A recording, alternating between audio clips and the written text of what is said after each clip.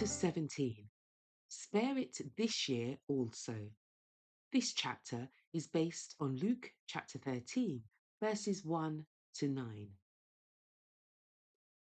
A certain man, he continued, had a fig tree planted in his vineyard, and he came and sought fruit thereon, and found none. Then he said unto the dresser of his vineyard, Behold, these 3 years I come seeking fruit on this fig tree, and find none. Cut it down. Why cumbereth it the ground? Christ's hearers could not misunderstand the application of his words. David had sung of Israel as the vine brought out of Egypt. Isaiah had written, The vineyard of the Lord of hosts is the house of Israel, and the men of Judah his pleasant plant. Isaiah chapter 5, verse 7. The generation to whom the Saviour had come were represented by the fig tree in the Lord's vineyard, within the circle of his special care and blessing. God's purpose towards his people and the glorious possibilities before them had been set forth in the beautiful word, that they might be called trees of righteousness, the planting of the Lord, that he might be glorified. Isaiah chapter 61, verse 3. The dying Jacob, under the spirit of inspiration, had said of his best loved son, Joseph is a fruitful bough, even a fruitful bough by a well, whose branches run over the wall. And he said, The God of thy father shall help thee. The Almighty shall bless thee with blessings of heaven above, blessings of the deep that lieth under.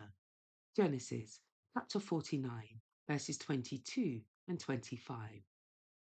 So God had planted Israel as a goodly vine by the wells of life. He had made his vineyard in a very fruitful hill. He had fenced it and gathered out the stones thereof and planted it with the choicest vine. Isaiah chapter 5, verses 1 and 2. And he looked that it should bring forth grapes, and it brought forth wild grapes. Isaiah chapter 5, verse 2. The people of Christ's day made a greater show of piety than did the Jews of earlier ages, but they were even more destitute of the sweet graces of the Spirit of God. The precious fruits of character that made the life of Joseph so fragrant and beautiful were not manifest in the Jewish nation. God, in his Son, had been seeking fruit and had found none. Israel was a cumberer of the ground. Its very existence was a curse, for it filled the place in the vineyard that a fruitful tree might fill. It robbed the world of the blessings that God designed to give. The Israelites had misrepresented God among the nations.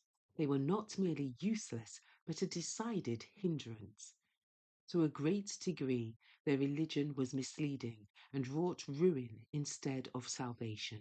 In the parable, the dresser of the vineyard does not question the sentence that the tree, if it remained fruitless, should be cut down. But he knows and shares the owner's interest in that barren tree.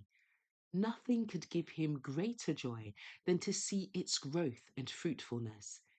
He responds to the desire of the owner, saying, Let it alone this year also, till I shall dig about it and dung it. And if it bear fruit, well. The gardener does not refuse to minister to so unpromising a plant. He stands ready to give it still greater care. He will make its surroundings most favourable and will lavish upon it every attention. The owner and the dresser of the vineyard are one in their interest in the fig tree. So the Father and the Son were one in their love for the chosen people. Christ was saying to his hearers that increased opportunities would be given them. Every means that the love of God could devise would be put in operation, that they might become the trees of righteousness, bringing forth fruit for the blessing of the world.